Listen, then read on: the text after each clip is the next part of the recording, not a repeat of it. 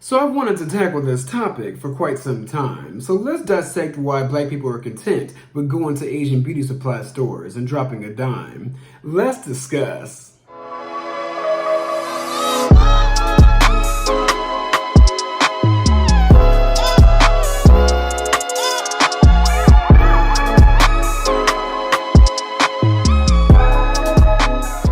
What's up, y'all? It's your boy Beasley here. I hope you all are staying cool, calm, and collected out there. And if you're new here, welcome to Beasley Says, where we talk about beauty, fashion, LGBT with a dash of T. Follow me, Beasley. I give you game for free. But you guys, I wanted to go ahead and drop by and talk about the sheer topic that has been bothering me for quite some time, and it is the fact that black people rarely, if ever, own beauty supply stores right here in America. Before I go all the way into the facts, I just have to say that it really bothers me that in this country, it's just like, for once, can we own something? Can we own something, especially something that is catered to us and marketed to us? Like, I just feel like we get bamboozled out of stuff that we could profit off of every single time in this country. And I will say, systematic racism is at play, but sometimes it's a fault to our own as well. But going all the way back into the history of beauty supply stores, it dates all the way back to the 20th century. There was a time where, like way back in the day, black people started to embrace their uniqueness, embrace their natural hair.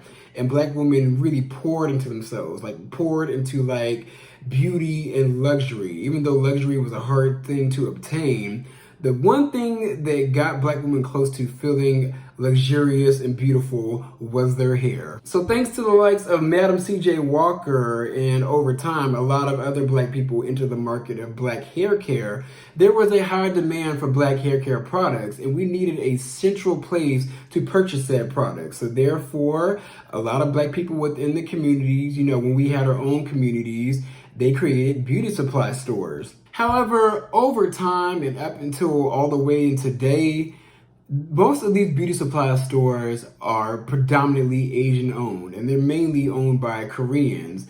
And the thing is, how did this happen? How did this happen? Now, I will say black people, for the most part, we do have an issue with staying on code. So I personally think somewhere along the lines, a black person gave Asians the code to what black people like, what they want, what they need for their hair and their beauty to succeed. But it really dates all the way back to the 1970s and 80s when there was an influx of Asian immigrants who became Asian Americans who came into America. And I will say during that time, they had to kind of find a way to create generational wealth. So, Asians are smart, and, they were able to find a way to profit off of, in America, there's always a way of profiting off of the black community. America built itself off of profiting off of black people. So Asians came over and they kind of duplicated that process of seeing what we need and regurgitating it back to us. So they saw that there was a huge need for black hair care, for us to care for our hair. We had textured hair, we had different hair, and it needed care. So they saw that we would just buy up these products, just buy them up almost on a monthly basis.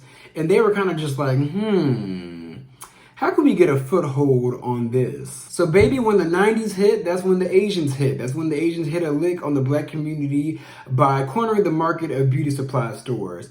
Now, I personally feel like this happened because Asian people found a way to make the products a little more affordable to us black people. I think at one point they saw that black people were charging an arm and a leg for hair care products, and then they saw that, Connie Chung over here was able to go ahead and get you your hair pomade or your perming kit at a very cheaper price, an extremely cheap price. So therefore, us black people wanted to go ahead and go to, wherever we could find a cheaper price. And then on top of that, we have to factor in customer service, which is a very, very important factor in today when a lot of people work in retail don't give a damn.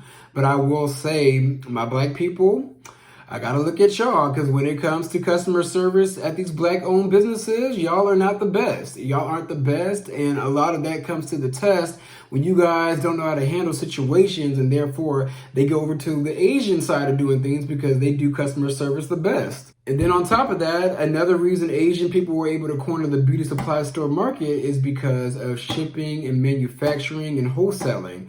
Now, when it comes to like Remy weave and hair, that predominantly comes from Asia. It comes from China and it comes from India. And then on top of that, I don't know if Korea and China have the best working relationship, but 9 times out of 10, an Asian is going to like want to work with another Asian versus working with a black person. So therefore, when black beauty supply owners try to go ahead and, go to these vendors and get stuff at cost, they're given the highest cost. And therefore, the Asian counterpart is given the lowest cost. And they're able to like mark it down even more to a point where it's competitive pricing at this point, and the black people just can't even like score. Like they're just out of luck, so therefore they go out of business, and then bam, the market is forfeited to the Asian supplier. Now, the one thing that I can give black people is the systematic oppression that we have faced here in America. You try to go ahead and get a business loan, it's instantly rejected if you're a black person. If you're a black woman at that, you're double rejected. Like you're just instantly rejected, just no questions asked. And then on top of that, Asians, they were able to like once they cornered the market, they opened up another store and another store and another store and another store. And then over time, within a year in time, bam, they have all these beauty supply stores all up in the black community, all up and down, around and round. And then it's just absolutely profound how, Asian people are able to really just get it out the mud and get things done. Now, black people, we aren't monolithic, but for the most part, when it comes to us, compared to Asian people and the work ethic, it's not there. It's just not there. It just does not compare. Like, we work hard, yes, but we don't work smart. And that's where we have gotten stomped time and time again throughout history. Us as black people do not work smart. We just work hard and sometimes don't really get to where we need to be. The Asian people, they come together and they just collaborate and then they spread. Collaborate and spread. Now, I will say this. To this day, there are still beauty supply stores that are owned by black people. They're just very few and far between. And they were able to succeed because customer service. I gotta say, they copied the mold of like these white and Asian business models, and they were able to duplicate it. And really, that's the key to success in business for the most part, is customer service, work ethic, and duplication. Like, you see what's successful, duplicate it, and put your own spin on it. That's really all you have to do to be a successful business owner. And also offer something a little different too. And then on top of that, black people for the most part are just fed up with being treated like shit in these Asian beauty supply stores. I mean, look, Exhibit A. Korean Americans started selling wigs in 1960, first by going door to door, according to Minnesota Public Radio. Soon they moved into storefronts, but blacks that frequented these shops felt unwelcomed, often reporting incidents of harassment. NPR News points to an incident in North Carolina that involved reports of an Asian store owner on camera choking a customer who was accused of stealing fake lashes. You asked me, that's not stealing. It's one of the many examples where blacks reported feeling that they were being treated unfairly while shopping in Korean-owned stores. You asked me, you're tripping! Today, more African Americans are seeking black-owned beauty supply stores for their needs. Now, y'all gonna be mad at me in the comments, but y'all, I'm sorry. That clip was funny to me. I'm sorry. Like, was it that serious over some eyelashes? But shit like this, like this the shit I be talking about though. Like, it's the sheer fact that it's the disrespect. It's the disrespect for me that these people come into our communities, yes, treat us like we ain't shit. They treat us like we ain't shit.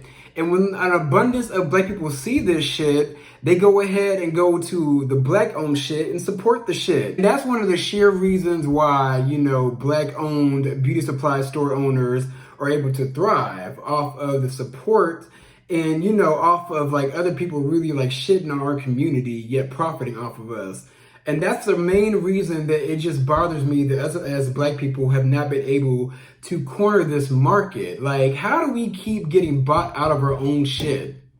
Like, it just really bothers me. It's to a point where, like, one day, you know what? I'm going to manifest something. One day, when I get the money and the funding and when I get my shit together, Beasley's Beauty Supply Store. That's going to happen somewhere down in Houston, Texas. Like, I'm claiming it. It's going to happen one day. Let me get everything that I want to get off the ground, and that's going to be one damn thing that I'm going to get off of my bucket list.